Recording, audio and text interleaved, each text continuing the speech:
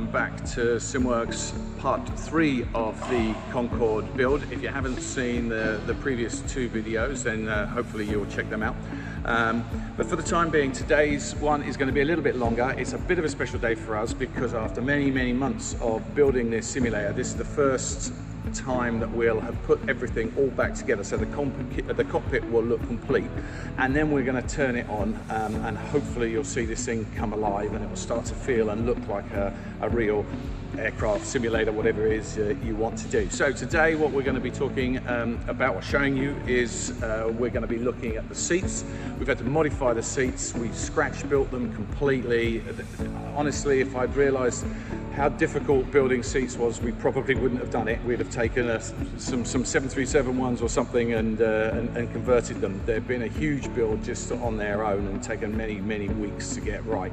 So the next thing we're going to look at is the headlining. I think we went through the headlining last time. I'm going to show you what George has done, and it looks fabulous in there, and hopefully you'll agree. We're going to be modifying the yoke. We've had this thing apart about 50 times. We originally took a 737 yoke and we've had to convert it in every way possible, and I'll be going through that with you.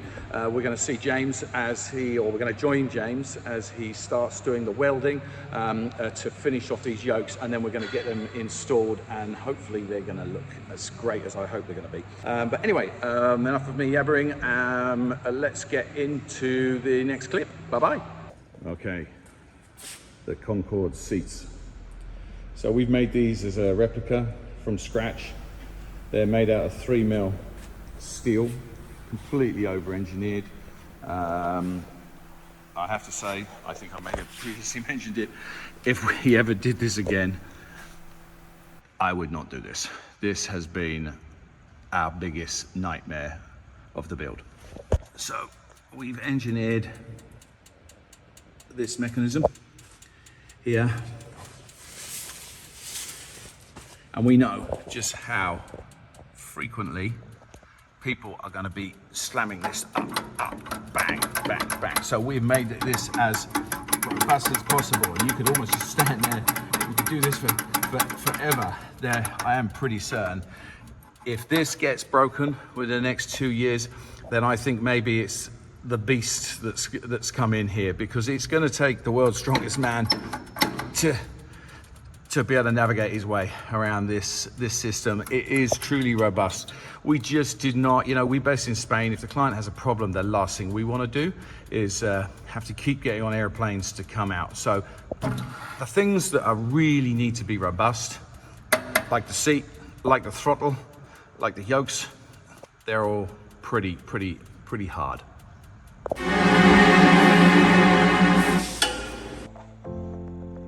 So one of the challenges the guys have had on this entire build with the yoke system is Concorde's very narrow. We didn't really have the budget available to completely start from scratch, although in hindsight we may well have done so, because the amount of work we've had to do with the 737 yokes has been pretty amazing, really.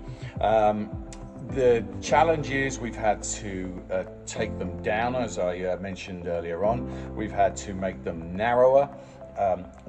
That's changed the whole geometry of the yokes and the whole system. We've then obviously removed the old 737 resin yoke handles, put on this new set of 3D scan from the original Concorde. We've then had to design, make, build, test a trimmer system that's going to fit onto this here.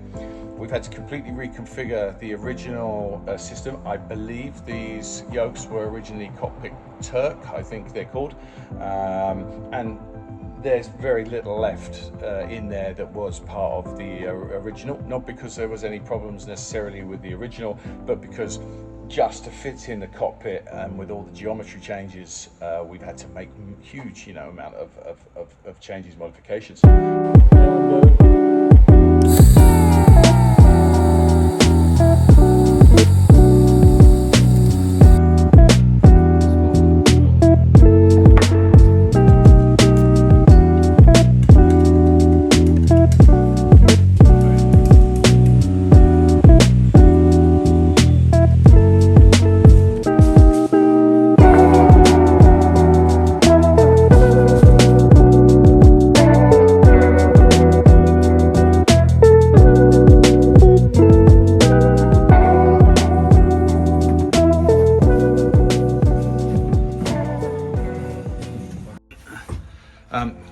yokes are in place.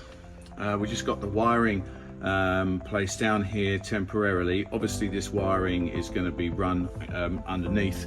The potentiometer is just down here and located just down here, but we'll actually put the Bodner board. We use something called a BU0836 boards for the potentiometer. We'll locate that right in the nose so that it's easy access. So they've completely changed the return to center springs that we have in here. We would have preferred to probably have done it using gas struts, but springs is what we inherited with this system, and so we've made the best of it. And so you can see, if I push it forwards and let it go, it's got a really nice return to center. Same thing coming back, and it will go right back to center on the turn. Let go, back to center, and we got a left turn. Good 35 pound of pressure there, as it should be, and then again back to center. So we've got really nice feeling set of yokes. Looks like we were hoping to get this done today. Today is Friday. Another long week of working on this build. We're not going to get this all configured and started now. We've had a few extra challenges with the yoke while we were putting them in. Half the problem is whenever you get the thing in place, only then do you actually start to find, oh well, I missed this and we didn't do this. And you know, you can plan everything in CAD, you can do it, and we do everything we do is in CAD first, then everything gets put in place. We try to mitigate as much as we can, but yeah, as anyone who's done CAD, everything works in CAD. As soon as you print it, CNC it, sheet metal it, make it, resin print it, whatever, as soon as it comes out, it never quite works exactly the same way.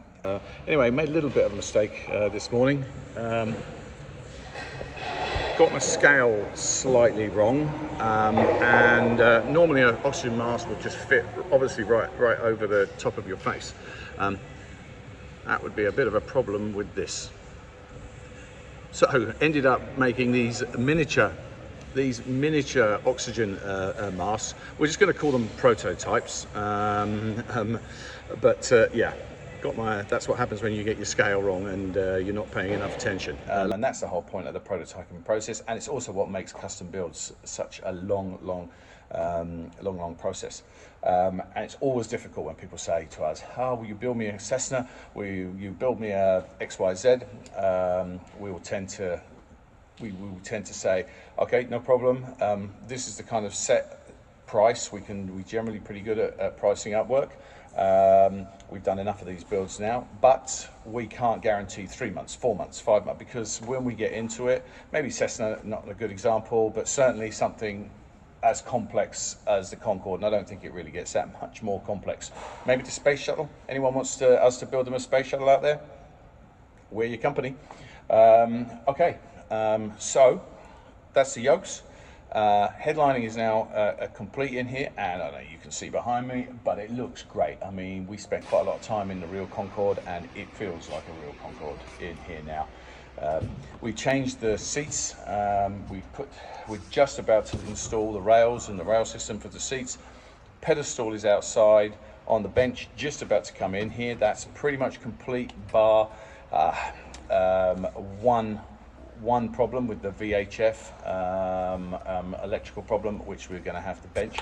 So anyway, that's all for probably next week's film. I'll probably put this together over the weekend and release it maybe Monday or Tuesday, and then next week is the new Friday.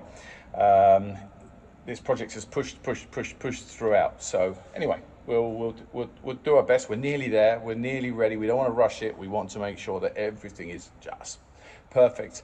This is our signature. This is basically when it goes to the client, or when the client comes to visit this.